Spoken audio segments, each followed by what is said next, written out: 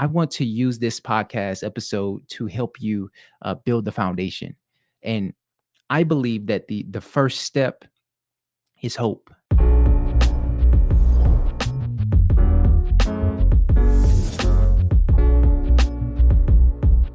What's going on, BP family? Welcome to another Beyond Prosperous podcast, helping you to live your legacy from potential to purpose in family, fortune, and faith. So, this should be a very good episode.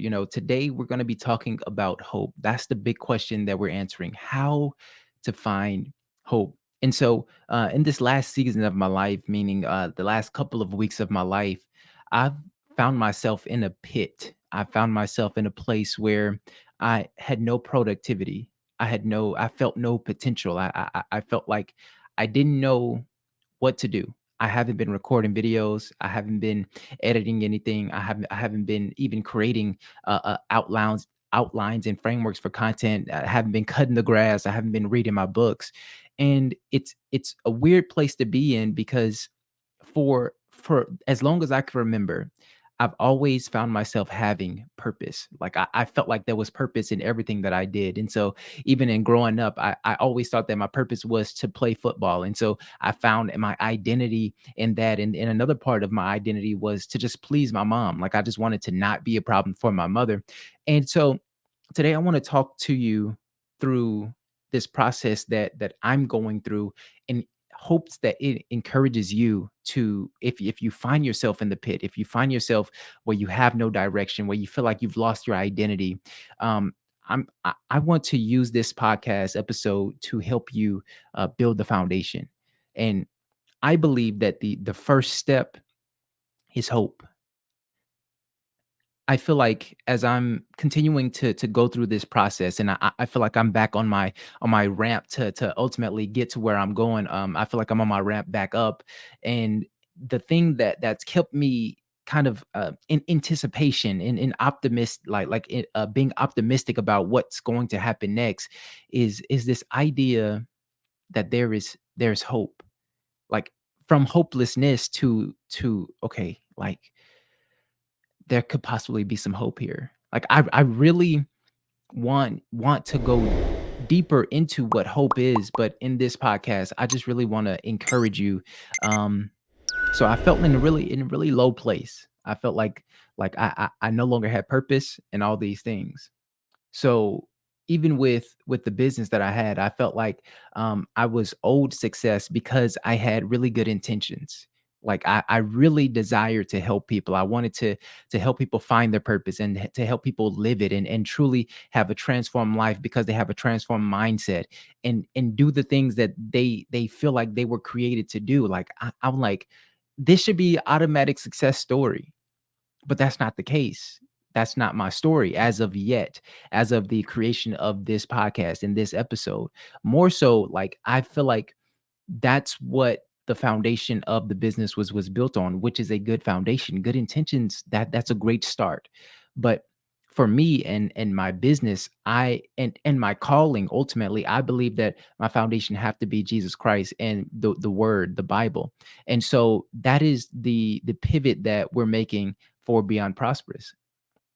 So my belief was so deep that for over the past 5 years, like I've spent over 5 figures in coaching, in courses, in software, and different things like that, because I so believed in this in this idea that I had, and I don't think that that was a bad thing. But over the past couple of weeks, that was one of the contributing factors to me feeling maybe even a little depressed, because I felt like all of the things that I had done, all of the getting up early, staying up late, all of the time and hours put into studying and in creating funnels and in creating like emails and all these different things, it was like, was all of that a waste? Like I can just work a job and be good with that, like, and be satisfied with that. And I believe that so many people can, because so many people can find purpose in the thing that they do. But with this Beyond Prosperous thing, I really felt like it was given to me by God. I really felt like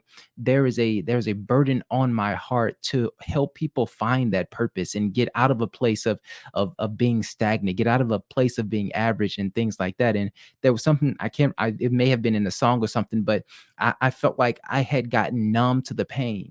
I had gotten numb to the pain of being of just going through the motion. I like understanding that there is pain on both sides. There is pain in not achieving the things that you desire to do and going after things that you desire to have and ultimately do. And there's pain in just going with the flow and not necessarily pursuing anything, but whatever comes in front of you, you take it at face value.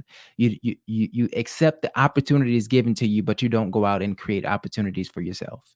And so there was I got numb to the pain of just like whatever happens happens, instead of this place of walking by faith, believing that I'm supposed to be active, that I'm supposed to pursue in so many different areas and in so many different ways. And I found myself hopeless, numb to the pain of being average, if you will, of being just mediocre. And when I say average, I mean average to in comparison to my potential.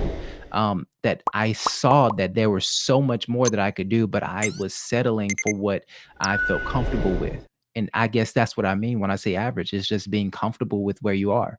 And so I found myself in the pit. And even as I record this video, it's an attempt to get out of it. It's my path back to purpose. And our first stop is, like we talked about, hope.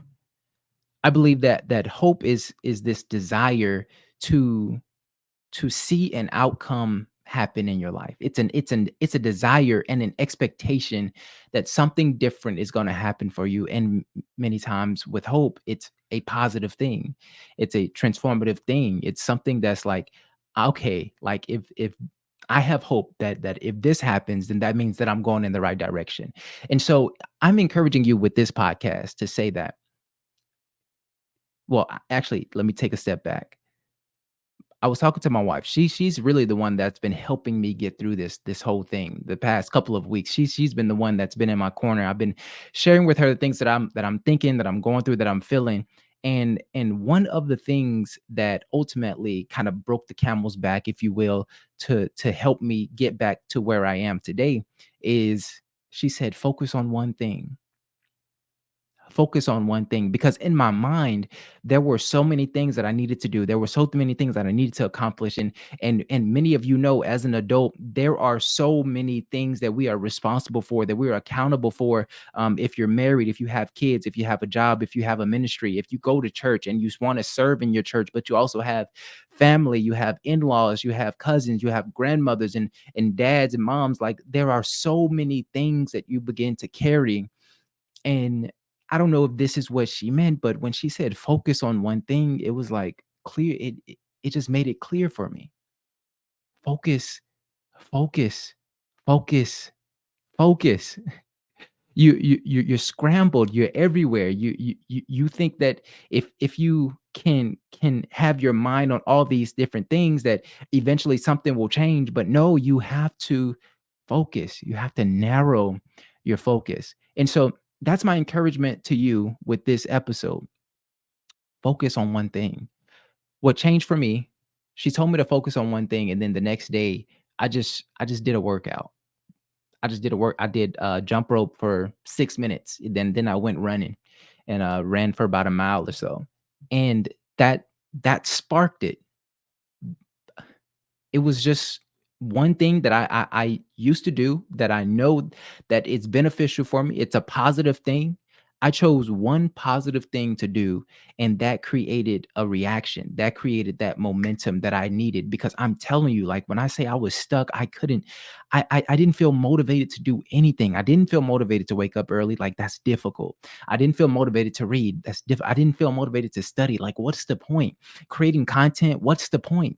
Like I'm just clocking in and clocking out. The easiest way that I can do it. I'm clocking in and clocking out. I was too tired. I'm too exhausted and mentally, emotionally to play with the kids. I'm trying to spend time with my wife. I'm trying to be interactive, but I'm tired. Focus on one thing. That's what she told me.